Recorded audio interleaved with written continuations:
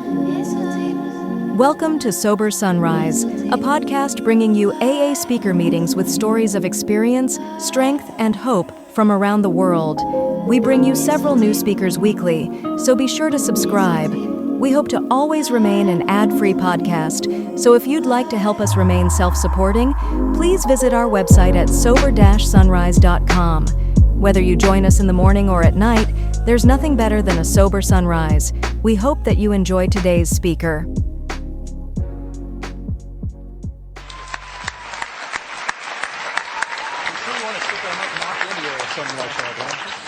My name's Scott Redmond. I'm an alcoholic. Hi, everybody. I was really annoyed and irritable until about 10 minutes ago. I looked over at my friend Bob Fisher, and he stuck his tongue out at me.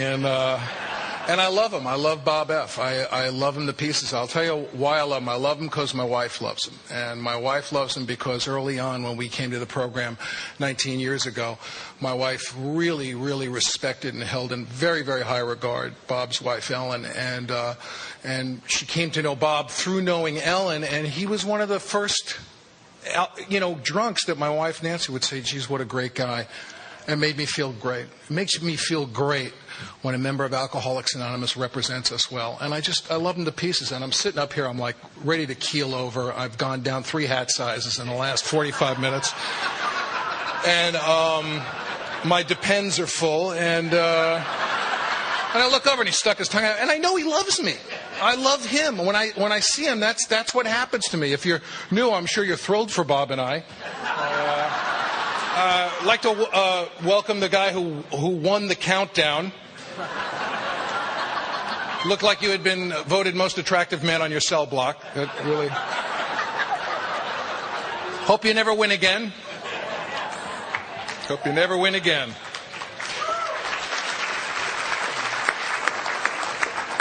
And we're 2 hours into this, so I'll tell my favorite story about being bored in Alcoholics Anonymous. If you're new and you're bored, welcome to AA. I had a friend named Jeff D. who used to go to my old home group, the North Hollywood group, and when he was new, he was shifting around in his seat at this meeting, and his sponsor said to him, what's the matter? And Jeff said, I'm bored. And his sponsor said, well, you know why you're bored, don't you? And Jeff said, no. His sponsor said, you're bored because you're boring. That's why you're bored. And it was like an acid moment for him. He just went, wow. Freaked him out. And he thought, what a cool thing to say to a newcomer. He could hardly wait till a newcomer told him that they were bored. 13 years later, no newcomer has told him that they're bored. And he was at a meeting at our old home group, and he was with this young lady who was new, and she was shifting around in her seat, and he said, what's the matter? And she said, I'm bored. He said, well, you know why you're bored? She said, yeah, because I'm with you.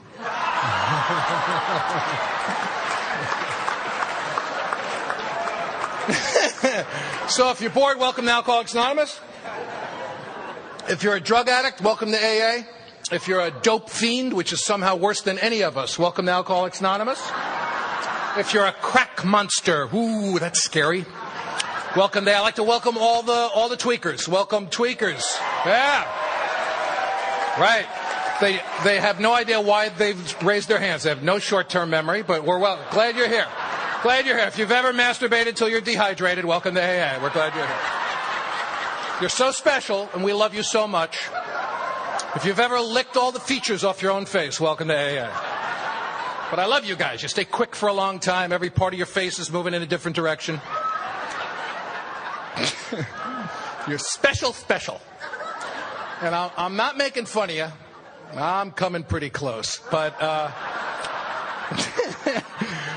but I'm not making fun. I'm really not, because I don't really care what you have. I don't care if you're the big-footed dope addicts, if you're a dope Goliath, if you're the dope juggernaut. I don't care. Just catch alcoholism. Catch alcoholism. We'd love to give it to you. You know? I caught alcoholism in Alcoholics Anonymous meetings. I did not have alcoholism when I got here. So if you're new and you don't have alcoholism yet, welcome. And my sponsor used to say that the infection enters through the ear, and it infects you. And that's what happened to me. But I certainly did not have alcoholism when I came to Alcoholics Anonymous.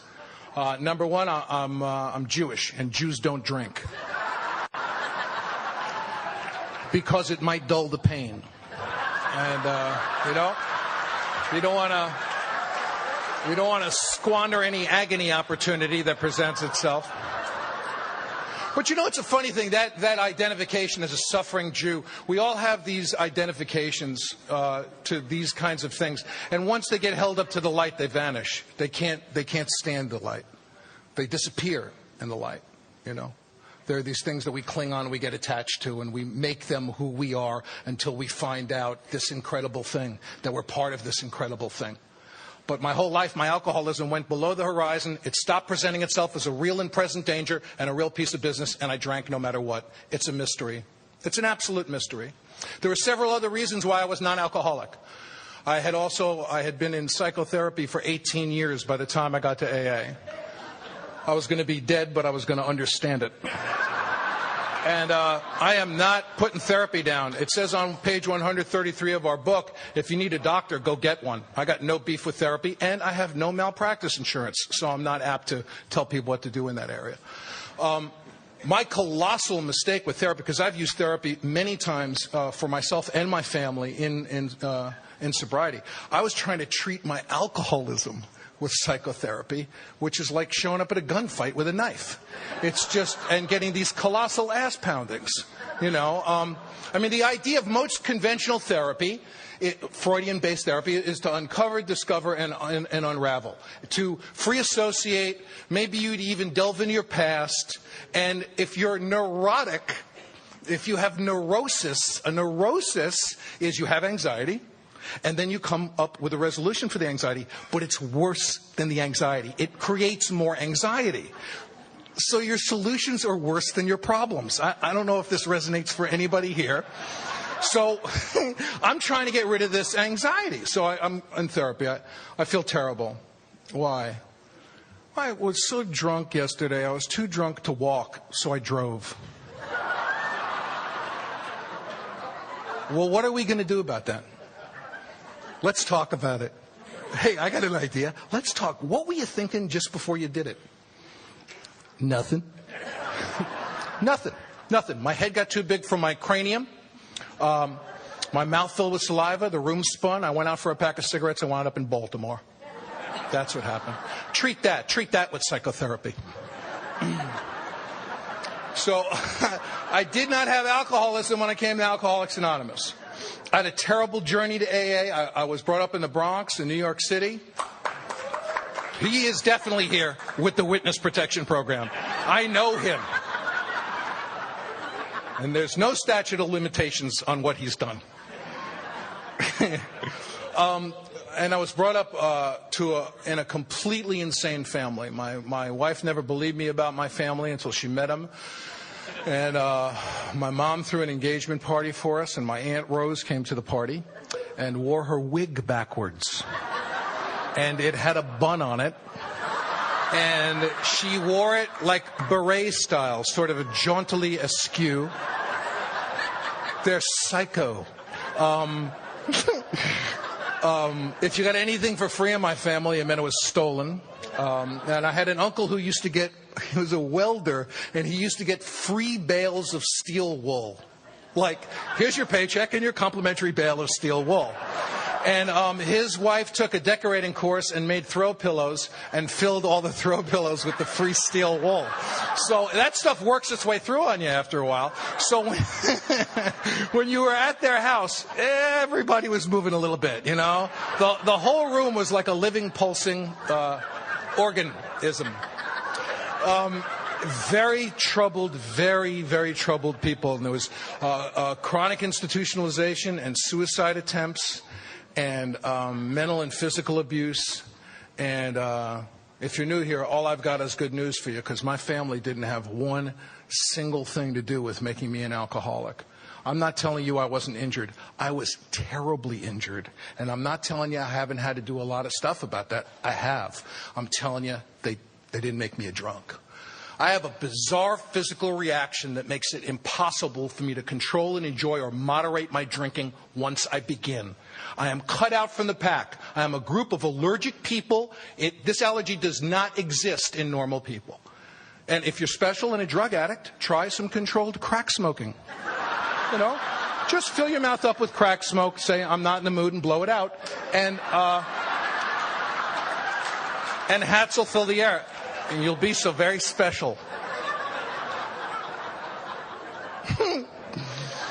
And I've got this wacky thinking. It would be okay if I had this physical problem because I just wouldn't drink again, right? People who are allergic to strawberries don't find themselves all puffed up because they just can't stay off the goddamn strawberries. But I keep taking a drink because I got this wacky thinking. I've got it now. I've got it 19 years in. I had it when I walked in. I've still got it, and that's why I do more now than I have done since I came to AA. I've been hanging out with people since I got here who, when things get good, they do more. When things get bad, they do more.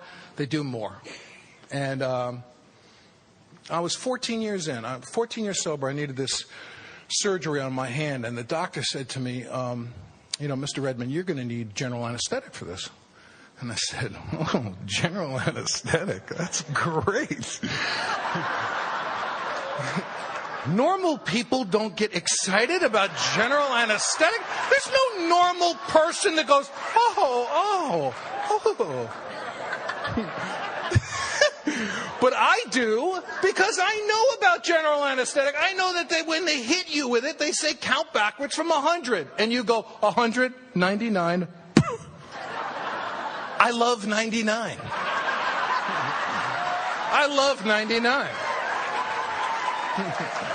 But I won't chase 99 anymore. I won't trade my life in for 99. One of the most misquoted lines in the big book of AA for me has always been, my worst day in here is better than my best day out there. No. No. Let's see, a pound of cocaine in an all-female jazz band or a panel at Redgate. I don't know. What do you want to do? I don't know. What do you want to do? What the guy at the end of chapter 3 says is, I wouldn't trade my worst day in here for my best day out there, because I won't trade this way of life. I won't trade it in for 99 anymore. I won't do it. A couple of years after I got the surgery, I was about 16 years sober, and go to a different doctor, and he said, that surgery you had on your hand, you're going to need on the other hand. And I said, guess we'll be having some of that general anesthetic. Whoa. And he said, you don't need general anesthetic with this. And my first thought was, no, I need another goddamn doctor, is what I need. Fast.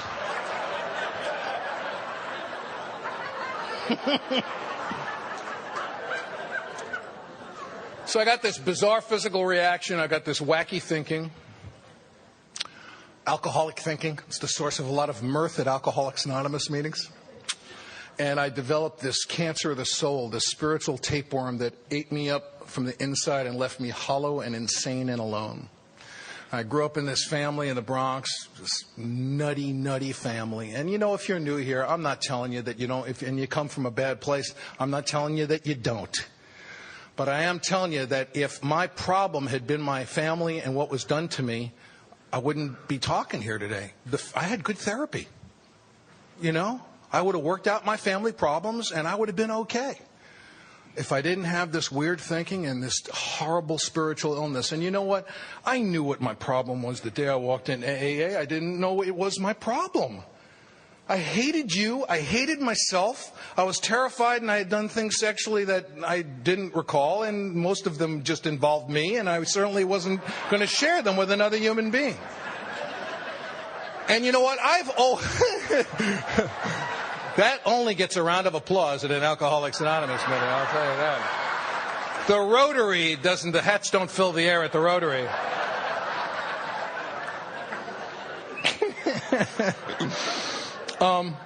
And I hated me, but nothing compared to how much I hated you. I've always hated you more than I've hated me. I'm not a suicide guy. I'm a homicide guy. I always have been. You first. And I always had this fantasy that the paper would read, Scott Redman kills wife, kills children, and refuses to commit suicide. And I am not knocking the suicide people. I'm not putting the suicide people down. It's just the flip side of the same coin. And you before me.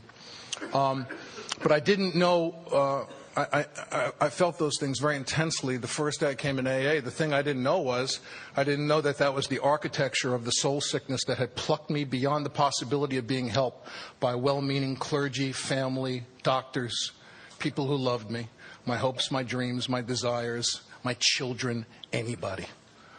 You can't stack it up against that soul sickness. And I didn't want to be an alcoholic growing up in the Bronx. My father was a bartender, and he was not a drinker. He was a great guy, and but we knew a lot of people who died from alcoholism in my family, and I didn't want to be one of those guys. I overcame my alcohol problem with marijuana. I'd like to welcome all the pot smokers here today. And you remember WOW, right? Another round of applause for marijuana. It's unbelievable. You remember WOW, right? Wow. Wow. And right after wow usually came, what? What? Wow. What? Wow. What? Wow. What? Wow. What? Wow. What? Watching a pot smoker is like watching a dog try to run on linoleum. There's like a lot of activity but no movement. They just can't get a claw in the rug, man. I overcame my marijuana problem with pills, and I triumphed over pills with cocaine. Cocaine is an excellent drug. It's particularly good for sex if you enjoy sex from the Neolithic period. And kick that gall-darn cocaine with with heroin. Heroin's a very dark, complicated, artistic drug. And then you cross the line and become a vomiting pig. I got to tell you something. I am really, do not mean to offend or piss off anybody. I've been asked to tell my story. Carol asked me to talk. And so if you want to straighten anybody out after the meeting, please see Carol C. Carol T. She'd be more than happy to talk to you about it. But I really do mean that. I don't mean to offend, or I'm just telling my story. And one of my ways of avoiding alcoholism was to move my way through these other addictions and other substances. And I was in my early 20s, and my father had a massive stroke, and I had just shot some heroin, and I couldn't show up for my old man the night that he died. And it was just mind-boggling to me. I just felt like a pig, like an animal. I had holes in my arms, and the curtain was down. I couldn't even go and give my pop a kiss and touch him on the cheek and watch him take his light into another room. It was horrifying to me. I just couldn't imagine how I had wound up in that place. And I had to do some quick thinking. I couldn't possibly be the guy who couldn't show up for his old man the night that he died. And I did some quick work, and I figured out it was heroin and needles, and all I had to do was never, ever put a needle in my arm again, and I wouldn't be that guy. I wouldn't be that animal who couldn't show up for his old man. Because the ice around my heart had already become so thick. I had so rearranged my life to accommodate the walk to the drink. My father wasn't moving on. My father was dead and gone, and he's going to rot, because this was an aimless cipher wandering nowhere. I didn't even know how much I had rearranged my life to accommodate the sickness, even by that time, and I was 21 years old. And I didn't put a needle in my arm for 13 years. And shortly after that, I was acting in a Broadway play, and this new usherette with long brown hair walked in, and I took one look at her. I didn't even say hello to her. I walked back into the dressing room and stood on a chair in this dressing room and announced to the male members of this company that if anyone talked to the new usherette with long brown hair, that I'd break all the bones in their hands and feet. And we celebrated 28 years of marriage on June 19th.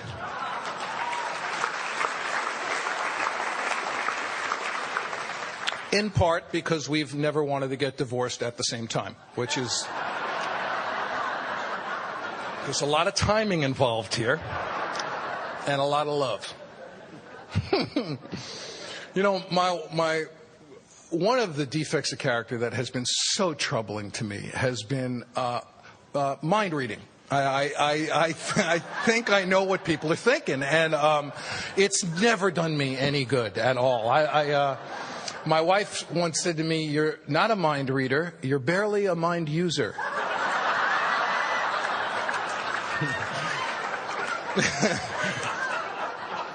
Said it very sweetly, though. We had a great time. We were in our early 20s, living in New York. I was acting on Broadway. We had a great time. Great time. I certainly wouldn't trade my worst day in AA for that time. Nancy, after a bit of time, started becoming a little troubled and difficult. And she became kind of pronouncedly sick after a year or two. And I came home one day. We had these 32-ounce iced tea tumblers in the house. And I came home, I popped a cork on a bottle of wine and emptied the entire bottle of wine into this glass. I turned on, my wife was giving me her pre-Al-Anon rat face. That one. And I said, "What?" And she said, "What are you doing?" And I said, "I'm having a glass of wine." Can a man have a glass of wine in his own home? We got so sick that at one point a guy lent us his car and we sold his car. I will never forget this guy's voice on the phone as long as I live. He said, "You sold my car?" That's like house sitting for someone and they come back and you're in escrow, you know? The alcoholic life becomes the only normal one. We didn't have rent. No, really. And I looked into my wife's eyes and I said to her, "I am so sick of being a punk, irresponsible kid. Let's stand on our own 2 feet. Let's not borrow money. Let's do the right thing. Let's sell the car." And my wife looked at me with tears in her eyes and said, "Let's do." I was 10 years sober. I'm talking at a meeting. My wife is sitting next to her sponsor, and I tell that story, and I see her sponsor lean over to her, and her sponsor's been her sponsor since her first month, and go, "You what?" That was fun. And Nancy went, he did it. Just because I forged the pink slip, it means I did it. At any rate, I know why I was able to sell that car. It's the same reason that I get excited when I'm told I need dental surgery. I leave out the middle. I go right from "you need dental surgery" to Percodan. I leave out the middle. I leave out the surgery. I leave out the sutures, the incision, the whole thing. I go, "Let's do the right thing, pay the rent." I leave out Grand Theft Auto. I leave out the whole thing. So if you're new here, welcome to the middle. They're really big on the middle here. They're obsessed with it.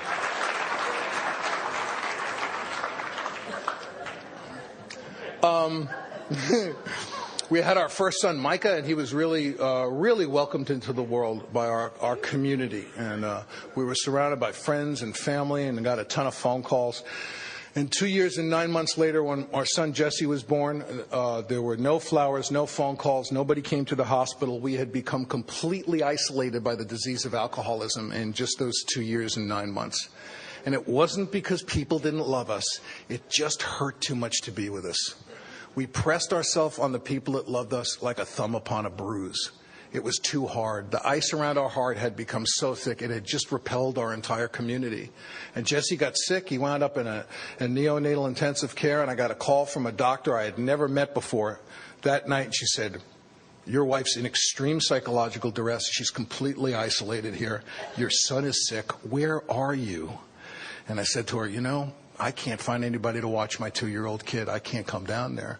And this doctor, who I had never met before, said, "You know, my husband's home. I'll give you my address and phone number. You can take your son to my house, and my husband will watch him so you can be with your family." And I said, no, I couldn't do it. I couldn't accept her generosity. And now my son, poor son Micah, had to be locked in the house with this insane man, racked with grief and shame and guilt. I would have done better to take him down to the hospital and leave him with a coloring book. And I didn't know it was alcoholism. I had no idea it was alcoholism. And then things got worse. And 2 years and actually it was so reminiscent of Bill's story where he describes this horrifying life he was leading. Too scared to drink poison, dragging his mattress down from an upper floor so he won't pitch himself out of the window, waiting for his wife to come home so he can steal money for her. And then he says, little were we to know. And for us, little were we to know that this was going to last for 3 more years. I don't know how do you if we could only engineer a bottom. That guy who took the book today, in his first day, he might never take a drink for the rest of his life, and he might be drunk by 6 o'clock tonight. It's a mystery. It's an absolute, complete mystery. And if you're new here, I want to congratulate you for having this opportunity. If you've actually stopped drinking, the not drinking deal is a moose. If it wasn't for the not drinking thing, we'd be a much bigger organization. I guarantee it. The not drinking thing really screws a lot of people up. But if you've stopped drinking, which means you've stopped treating your alcoholism with a drink, and you're accepting the craving, when the craving comes up, you're not treating it with a drink. You're basically saying, I will accept this craving. I'll take the whooping. Every craving has a beginning, a middle, and an end. An obsession doesn't. If you can accept the craving and stop treating it, you can become available for the removal of the obsession through the 12 steps, which bring about a personality change where your alcoholism will stop going below the horizon, and it will stay above the horizon as a real piece of business all the time, even when you're not concentrating on it. Because it'll be buoyed on the shoulders of the men and women of Alcoholics Anonymous and the higher power that you're introduced to. It's incredible. Incredible. And as it says in our book, sometimes we come up with an appealing, compelling reason to stay sober for a period of time. But eventually, if it's of our own will and on our own juice, it will go below the horizon, and it won't be palpable. It won't be real. I'll fail to recall with sufficient force the memory of the pain and humiliation of a day, a week, a second ago, and I'll begin the cycle of spree and remorse again. And instead of being, and if you're new and you're accepting that craving to drink, we have a cycle here. It's called the cycle of surrender and commitment. And it's a moose. It's got huge, huge shoulders. It's just as powerful as the cycle of spree and remorse. And what we do is we present you with some spiritual tools, not spiritual weapons, spiritual tools, so you can bridge the gap between those two cycles. It's extraordinary. On April 22nd, 1985, I crossed a line I swore I would never cross again. I put a needle in my arm. My sons were 6 and 3, and they were a wreck. My younger son couldn't stop pretending that he was a robot. My older son was reading and writing years below his grade level. He couldn't complete small tasks. His small motor skills were all screwed up. And there was nothing organically wrong with my children. They were so scared and so disrupted from being frightened all the time. They were suffering from untreated alcoholism, and I didn't know it. And this is the wreck that our life was. At that time, my wife had become a tongue-chewing, babbling idiot along with me. I'll tell you what, right before I got sober, this was a good day in the Redmond home. We started on Broadway. This is where we wound up. I had an accident. They took my blood pressure. It was like 160 over 110. And the doctor said, Mr. Redmond, you have high blood pressure. You're going to stroke out. We need you to lose some weight. And I said, I'd like to do that. But I drink alcohol and I smoke marijuana before I go to bed every night, so I'm not going to be able to. And the doctor said, well, why don't we prescribe some medication for you? And I said, what a country. And he prescribed for me chloral hydrate. Chloral hydrate is a fast-acting knockout drop. It's a Mickey. It's like getting hit in the head with a sap. And I love these pills. I love my knockout drops. So Nancy comes home. I'm standing in the hallway eating handfuls of knockout drops and slamming my arms into the hallway walls to keep myself awake to enjoy my knockout drop. Because you don't want to waste a perfectly good knockout drop. So I keep eating pills and whacking body parts into the wall until I just seize. I keel over. And now I get into bed and now I'm incontinent like the rest of the 33-year-old men in America because I've got too much Mickey in me to get out of bed. So one night I got up and wet the wall. And my wife was excited the next morning. He wet the wall, he's headed towards the bathroom. It's just progress, not perfection. And this is, it's a Wheaties morning.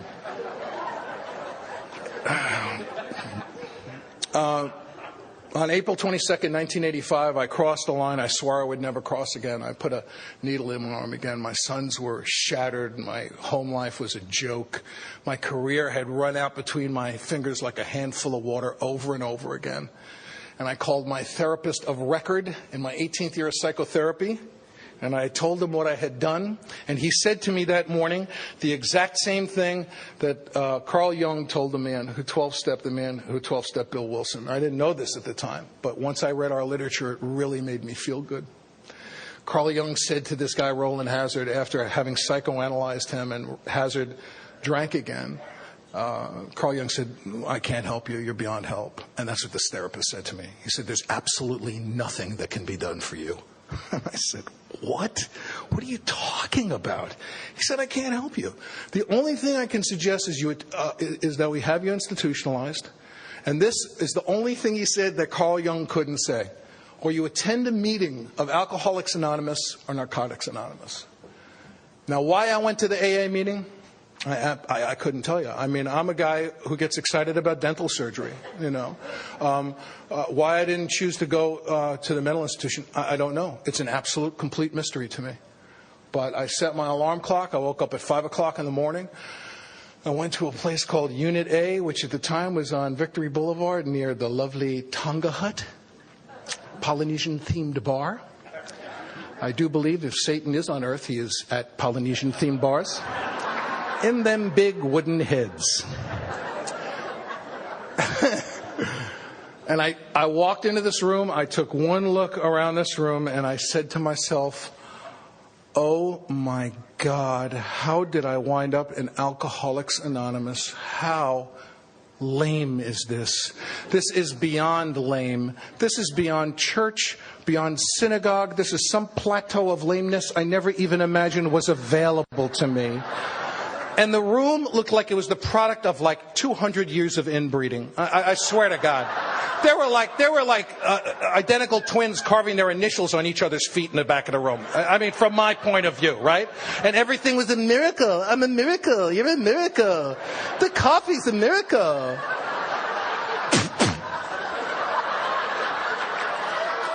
And I'm waiting for the Jew hunt to break out. I know that's going to go, right? Come on, Jaime, strap these antlers on. It'll be fun. We'll knock his beanie off, and when he bends down to pick it up, we'll push him over. I always wanted to run a big buck Jew. Oh, my God. And then the AA unsolicited information guy, he saw me after the meeting, right? You know him. He's got a belt buckle large enough to serve an entire fish on. Do I want what you've got? No. No, but thanks for spitting on me, Clem. I really appreciate it. I'll come back next week. Should I bring my own bib overalls? Are we going to hook a rug? I couldn't believe it. My skin was crawling by the time I got out of there. I went back to that meeting every morning for a year.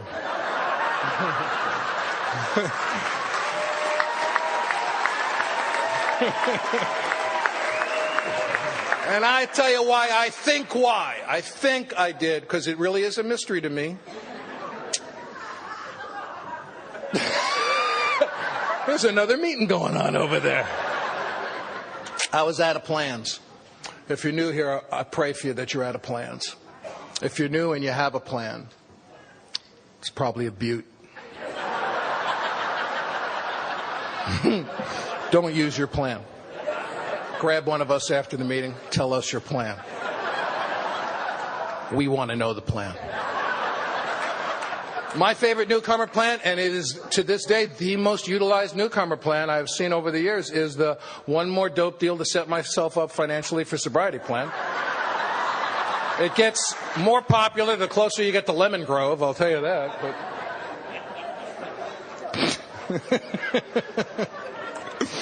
I hated Alcoholics Anonymous, and I was out of plans.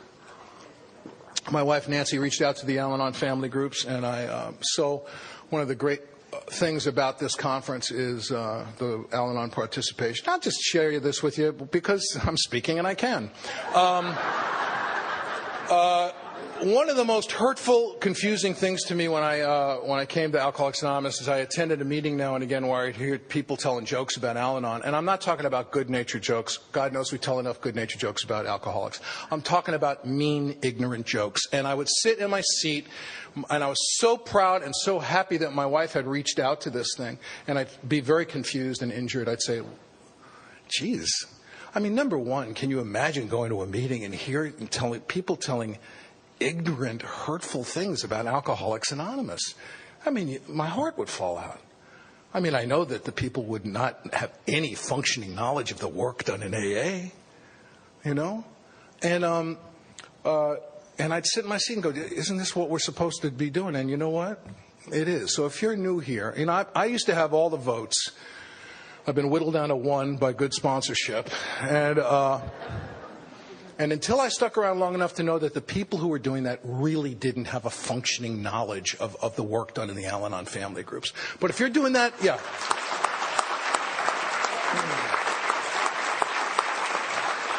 If you're doing that on a public level, that's your vote that it's okay. It's my vote that it's not okay. It's my vote that it's not okay. And if you are doing that, the thing I would really urge you to do, if you're a member of AA, is maybe pick up some Al-Anon literature. Maybe read Courage to Change. Maybe listen to some Al-Anon talks. You don't have to do that, but if you're going to talk about Al-Anon, you ought to get a little information. Call me a nut, but it's the way I feel.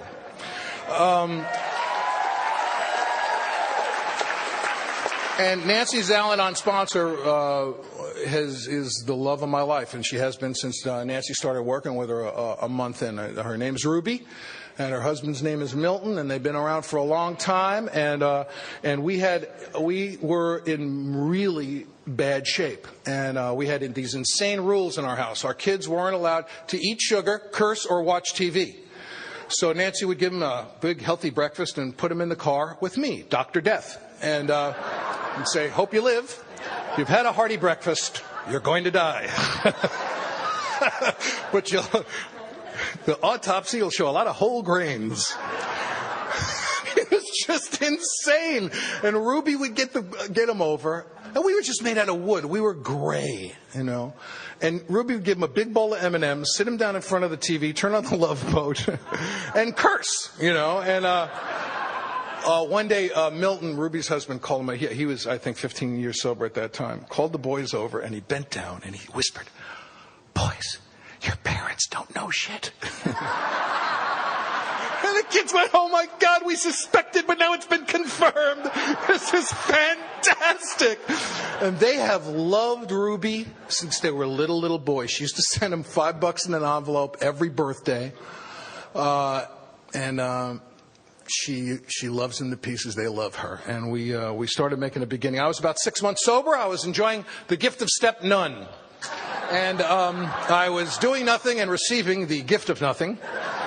And becoming psycho. You know, when you see a guy at a meeting and he's grind his teeth down to the gums, and he's got a vein pumping like a garden hose on his forehead, and he's really getting the message. And I was insane.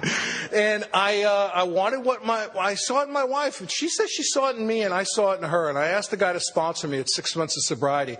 A great guy. And you know what? My favorite bumper sticker is "Mean people suck." And I have found that to be true in Alcoholics Anonymous. I'm not talking about telling the truth, but I need the scalpel of truth with the anesthetic of love. And when I came in, there were some old-timers in my area who were saying, "Shut up, you're a moron, sit down." And I go, "Oh, this sounds just like home." And the fact is it took me a while to hang around AA and listen and watch to figure in, because the deal with some of these guys was they're very wise, they've been around for a long time, they have a lot of information. They were just really mean, a bunch of these guys. And the fact is there were a lot of other old-timers who were doing inventory, working with newcomers, carrying the message and doing the thing. And I didn't want to be part of the frozen chosen, and I stayed away from those guys and have stayed away from them for 19 years. Those guys have not been my sponsors, you know. And I got this guy to sponsor me, and he invited me over to his house. He made sure I'd done some reading from the Big Book of AA, and he took me through Chapter 5 and took me through the first 2 steps. We got to Step 3, got on our knees and said a prayer which I felt was embarrassing and unnecessary, but I did it anyway. And then he took me back and he gave me instructions on how to do a 4th step from the Big Book of Alcoholics Anonymous. And I stopped feeling like I was stealing someone's seat here. 3 months later, I went back and I read my 5th step. And at 9 months of sobriety, I did 6 and 7 for the first time, and I wrote up my 8-step list. And I try to share this anytime I talk, because it's simply the best reading of Step 8 I've ever heard. And I heard it from a guy in my home group. And I saw this guy do this when I was about 2 months sober, and I've never seen him again. He was a guy named Nino. He had a heavy New York accent, and he had never read chapter 5 before. And he was there with a hospital group. He had hospital plastic on, and he was reading chapter 5 in front of this men's group for the first time, and he got up to step 8, and he read, "Made a list of all those we had harmed and became willing to make amends to them all." Jesus Christ!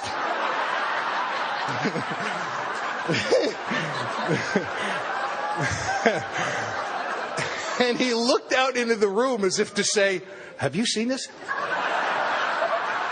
Do you know what the hell is in here?" And it was so beautiful. First of all, it's the only thing I saw on the list. I didn't see anything else on the list, Not those people, not that money. I wouldn't have taken that much money if I knew I had to give it back. You think I'm an idiot? If you're new, don't worry about it. It's 8 steps from where you are anyway, for God's sake. And 8's not even the annoying one. It's 9. Really annoying. So I wrote up my 8th step, and I didn't know what I was going to do about it. I didn't know what I was going to do about my dad or my kids or my wife. I just didn't know. I could not sit down with my sons and apologize to them. They were little boys, and it would have been a horrible burden to place upon them. Well, I was going to sit down with my wife and say, "Hey, hon, sorry about this 8-year suicide pact we've had." I couldn't. And I was blessed with a sponsor who wouldn't tell me how to make amends. He said, "Do your job in AA. Do your job, man. Address your inventory as your spiritual task.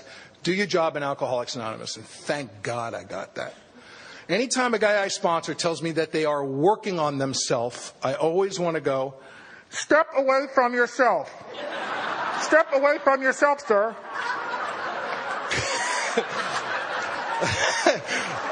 It's terrible. It's terrible. It's one drunk talking to himself. And my disease reacts terribly to a frontal assault. So if you're new, this moral psychology, this self-examination with a moral application is engineered so that I can take action seemingly disconnected and unrelated to what I really think my problem is. And I'm changing a way of life, a way of thinking, a way of believing, a way of comporting myself. All of it shakes down to the central stuff. All of it will be taken care of, they told me. And I didn't believe him, but I was out of plans. I was out of plans. And faith, I used to think faith was belief, but I know it's not today. Belief is belief. I like my beliefs because I believe in them. They feel good to me because I believe in my beliefs. But faith to me is the perfect expression of step 2. It's actually exposing myself to the truth despite the consequences. That essence of step 2 where I've said, I'm going to move forward on this. I am. I think it's possible. I think there's a possibility here, and I'm going to act on that possibility. And that has kept me in good stead in Alcoholics Anonymous for 19 years. And my sponsor and my spiritual advisors still make suggestions to me that I think are ill-advised, the product of a lot of brain damage and difficulty, and I continue to do that. And I had to do some stuff that was really unpleasant with my kids. I had to go into their school and advocate for them. I had my children had terrible problems, and I had to go into the school and sit down with these teachers and say, my children have been very ill because they've been living with me. I've been very sick, and we're making a beginning. Can you help us? And not once has anyone said no, not one time. They said, sure, let's test the boy. The boys got tested, and they needed help. They went to special ed. Special ed classes had fantastic suggestions, And they said, get him into sports, get him into music. Maybe the big motor stuff will shake down to the little motor stuff. And so I spent some dope dollars on buying my kid a mitt. A few booze bucks on registering him in the Little League. We had become so uncivilized. This stuff just wasn't part of our lexicon. It wasn't part of our deal. And Jesse wanted to play drums, so I didn't have any dough. So I went and bought him a drum pad, which is a piece of wood with a piece of rubber and 2 sticks. And I went to my home group, and I told the guys what I had done. And if you got a home group like I had, you'll know why I told them. Because they wanted to know. because they were interested in my family, because they were rooting for us, because they loved me. And within 2-3 months, the AA drum set showed up at our house. There were like a lot of burnout drummers in my group at that particular time. So guys were showing up with these Megadeth drums, you know. Dude. And Jesse had a drum set so big, when he sat behind it, he disappeared. Couldn't even see him. And a couple of years ago, my sons played the House of Blues on the Sunset Strip, both of them.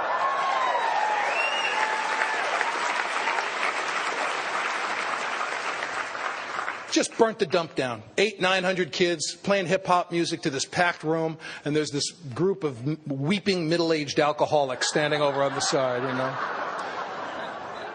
Kids are kind of going, what is with the crying old people, man? Usually they bring backup singers.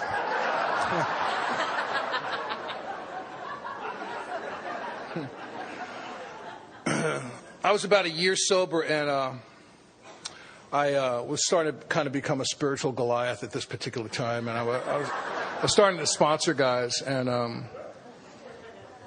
I got an overture made to me near that end of that first year to direct a situation comedy, to be a staff director on a sitcom. I did one episode, and I thought that if I got the staff directing job, I was up for this job, that it would really, really benefit the men I sponsor, because they'd really see the program work as they saw me prosper. And I didn't get the job, and I almost drank, and I went cuckoo. And my sponsor said, I guess you have the show business God. And I said, what? He said, well, what keeps you sober? I said, God keeps me sober. He said, okay, God keeps you sober. You didn't get a show business job, and you almost drank. So I guess you have the show business God, and he has abandoned you utterly. Now, when I came in Alcoholics Anonymous, I had heard God getting people into relationships, God getting people jobs, God getting people parking spaces. Oh, no, not the parking space God, not the parking space God. What if you don't get a space? And if you have a parking space, God, and he gives you a space, pass it on. A couple of years ago, we got nailed in the Northridge earthquake. We got really beat up real good. Our house got wrecked up, and I got a physical injury, and it was really bad. And shortly after the quake, we were at a function out of town, an AA function, and a woman who used to live in L.A. walked up to me at this function and said to me, oh, I'm so glad God got us out of L.A. before the quake. And I said, oh, he likes you. He likes you, but we're crap. But he likes you. And she said to me, I guess he just felt you had some lessons to learn. Thank you for mouthing that word. That was right. I'm out of here. I can't live in a world with a God like that. I can't possibly want to stay sober and live in a world with a God that's going, get him, get the Redmond boy, get him, no evacuation plan for you, Jew boy, get him.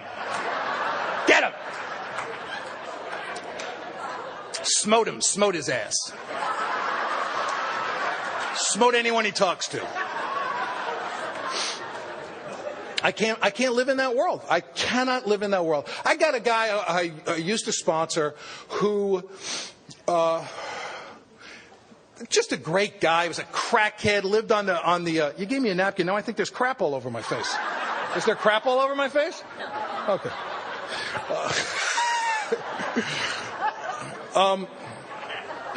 They're moving in on me now.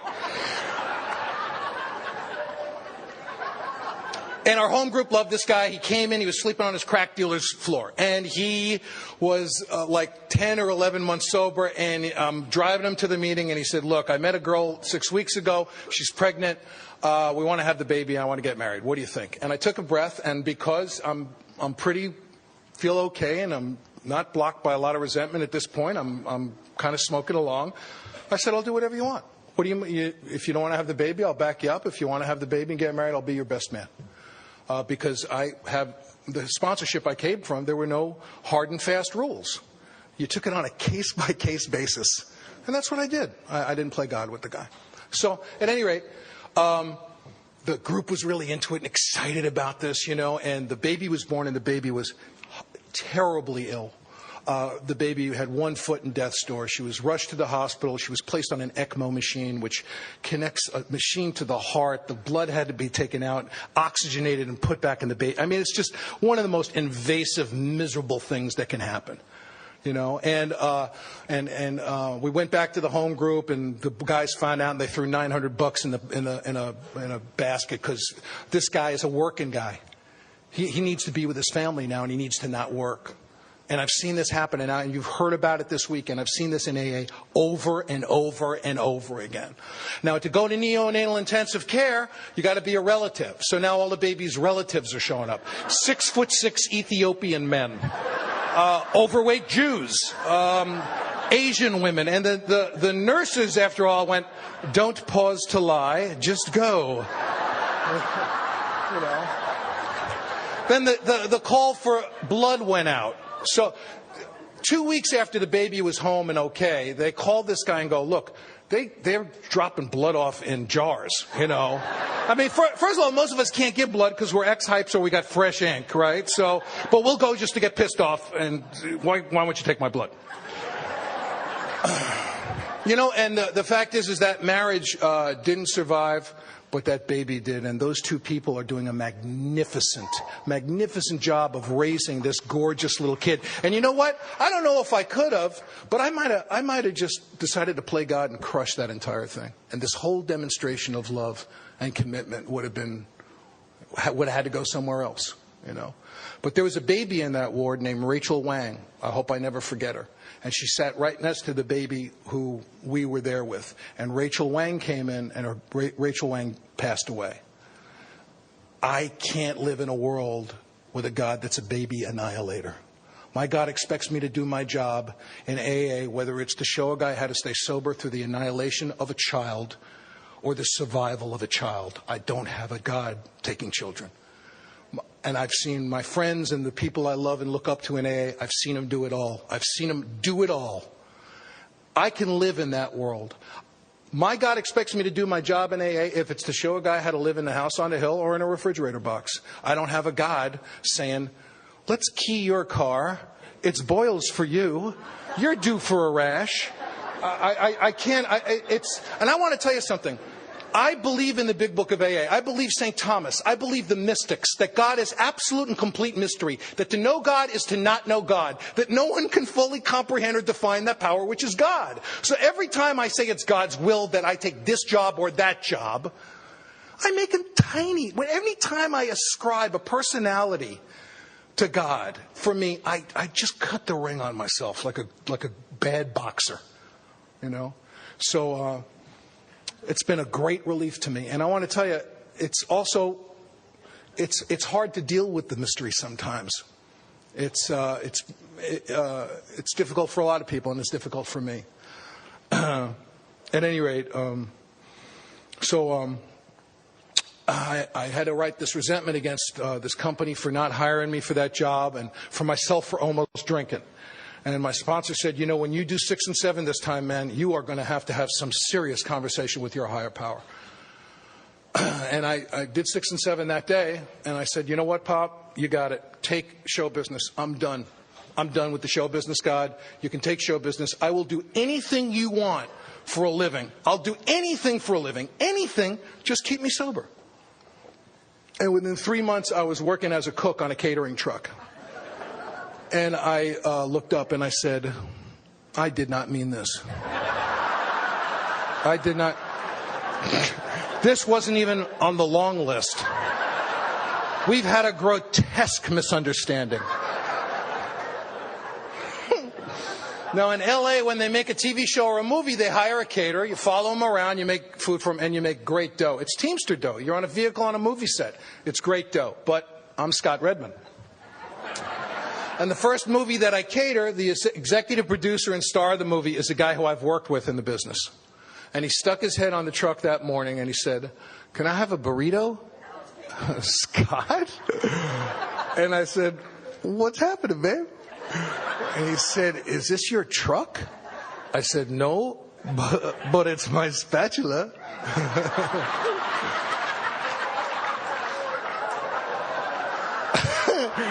I went home, I called my sponsor, and I said, oh, we're getting the gift now. Oh, it's beautiful. It's beautiful, sobriety. And he said to me, sounds like you've got a resentment. Now, I don't just hate things. I re-experience the hatred, and I hate them in a way that when I wake up, I water my hatred like a little flower, and I care for it. I want to make sure that it's developing properly and that it's safe. The worst thing is when I forget to hate something, and the guy goes, hi, and I go, hi, oh, I hate him, why did I do that? If I had just had a moment to think that I need to snub him, now I'm going to have to redouble my snubbing and glaring just to remind him that I hate him.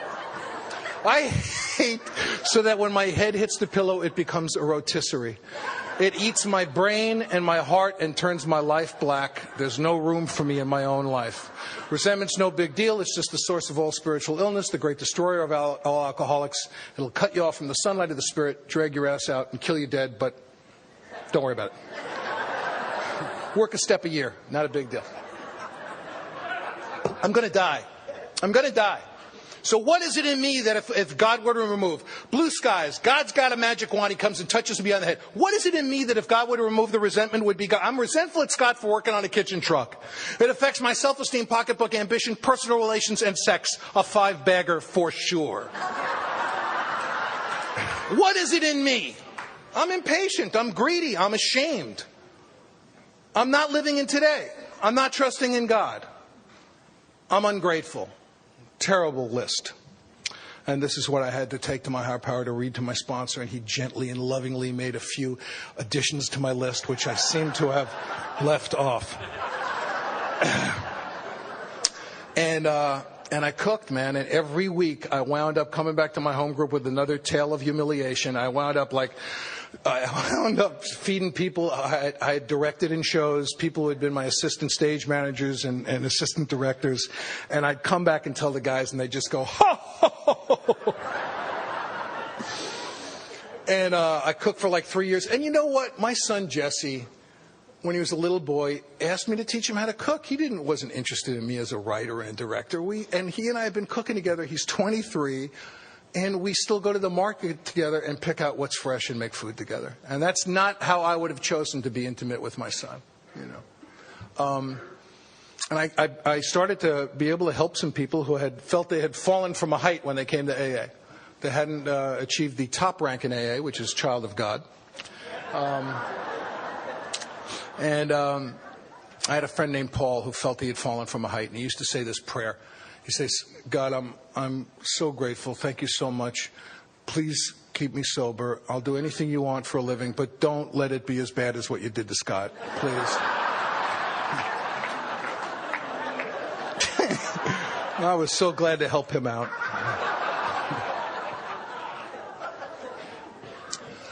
And I had been doing this for a while, and I had an overture made to me by a big public relations firm in New York called Ketchum Public Relations.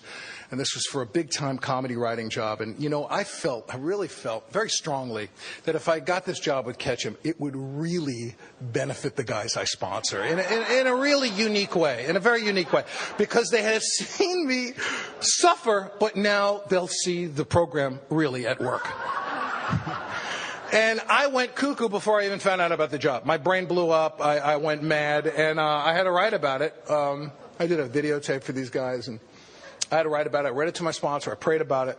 And a couple of weeks after that, I get the call from Ketchum that I did not get the job. And I was cool with it.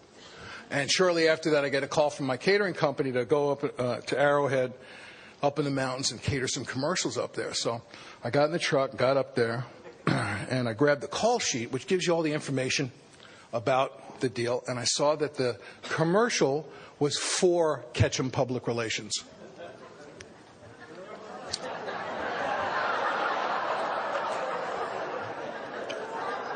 I'm feeding them now.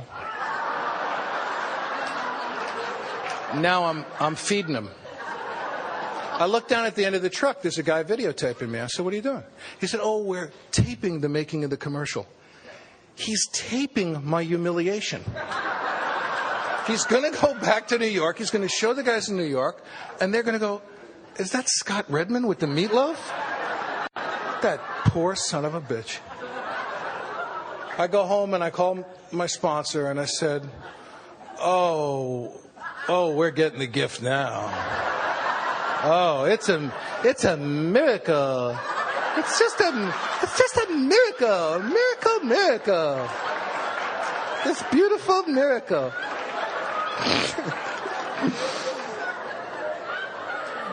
And my sponsor said to me, I guess God had enough writers and needed a few cooks today. And then he said, you know, Scott, you told God you wanted to work for Ketchum and you forgot to tell him what you wanted to do.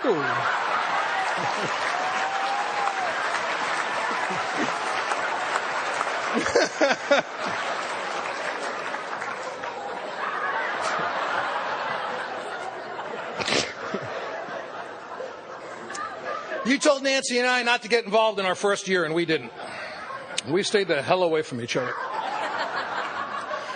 We were really sick and really having a lot of difficulties. I didn't have anything to bring to my marriage, anything to bring to my wife or my life. I couldn't fight. I didn't know how to fight. I would scream until she shut up, or I would cry until she shut up. Either one's fine with me. I've always loved the tyranny of helplessness.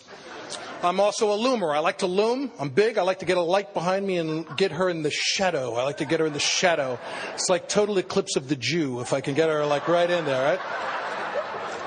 And if I can work a scream, a loom, and a cry into one fight, that's a hat trick. It doesn't get any better than that. So these are the tools that I'm bringing. This is what I'm bringing. I'll give you the Scott Redman Couples Workshop right now. 11 seconds. You ready? Here we go. Talk to her until she changes her mind. Talk to her until her eyes roll back in her head and she keels over, and on the way over she goes, oh, okay. That's it. That's what I'm bringing to the deal. And I'm a slob. I don't clean up after myself. I don't feel like a grown man. I've never felt like a grown man until I came into AA and did the work. Grown men make their bed. But I don't know that. Somewhere in the back of my twisted mind, I think that a certain amount of housework should equal a certain amount of sex. That there should be like conversion tables on the back of cleaning products of housework to sex. I'm bringing nothing.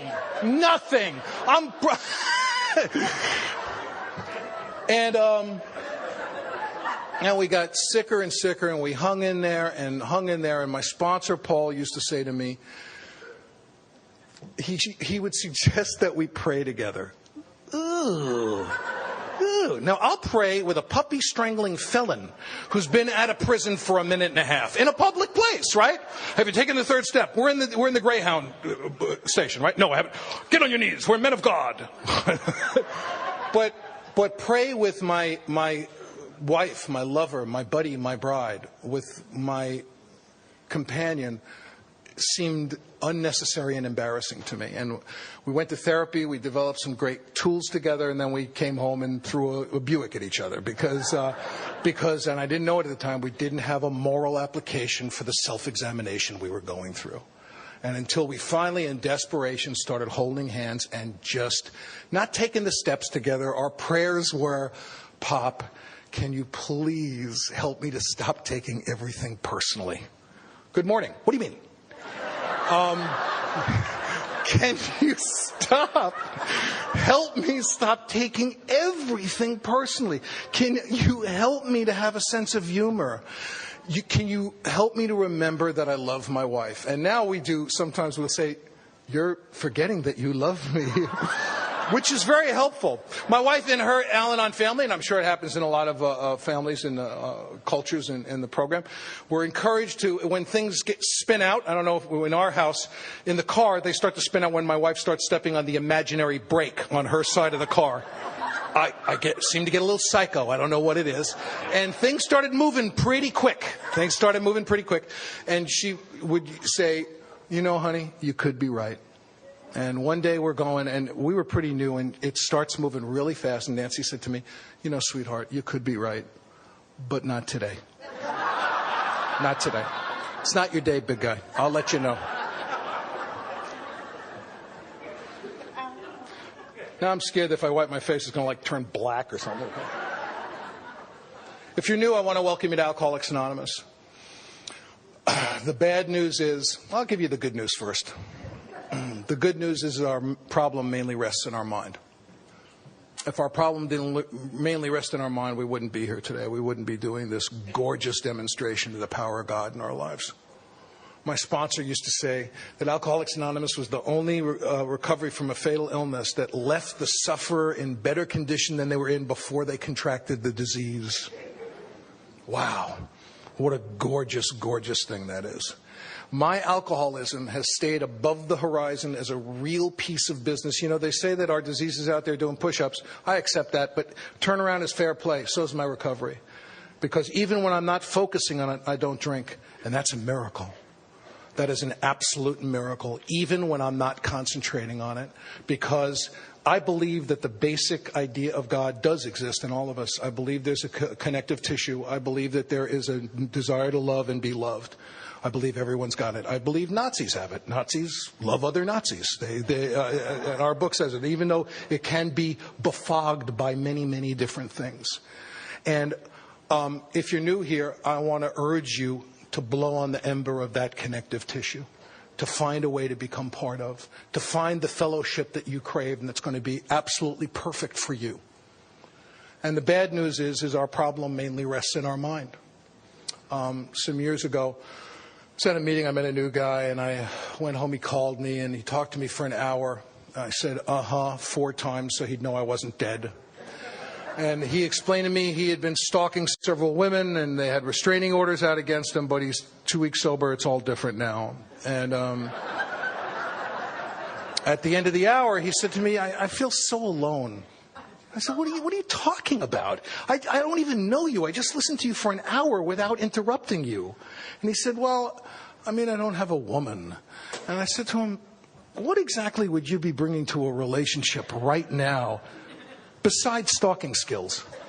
What are you bringing to the party? People 2 weeks into remission from leukemia aren't having dating problems. Alcoholics are, because our problem mainly rests in our mind. A couple of years ago, my wife was walking through our bedroom, and she knew I was talking to a new guy. And she heard me saying to the phone, let's say the aliens are coming. And she stopped short. She ain't missing a second of this. I said, look, man, I'm not telling you the aliens aren't coming. That's an outside interest. They might very well be coming. But I have a question for you. Why you? Why have they come for you? Why have they traversed a galaxy for your sorry ass? You're 11 days sober. You have no life. Why you? Don't you think they'll call a cop, go to a post office, something? Plus, he's sleeping with a Bible on his chest to ward them off. So they're going to traverse the universe, walk in his room, go, oh no, the Bible, let's go home. I'm sharing this at my home group right after it happened, and the guy who I had the conversation with walks in while I'm telling the story. I'm watching the cat. I'm telling the story, and the guy goes like this. He goes, oh, shit. If you're new here, I want to urge you as much as I possibly can to take this thing as seriously as you possibly can and go out there and have the time of your life. If the aliens are coming for you, welcome to AA, welcome home. Thanks so much for having me today.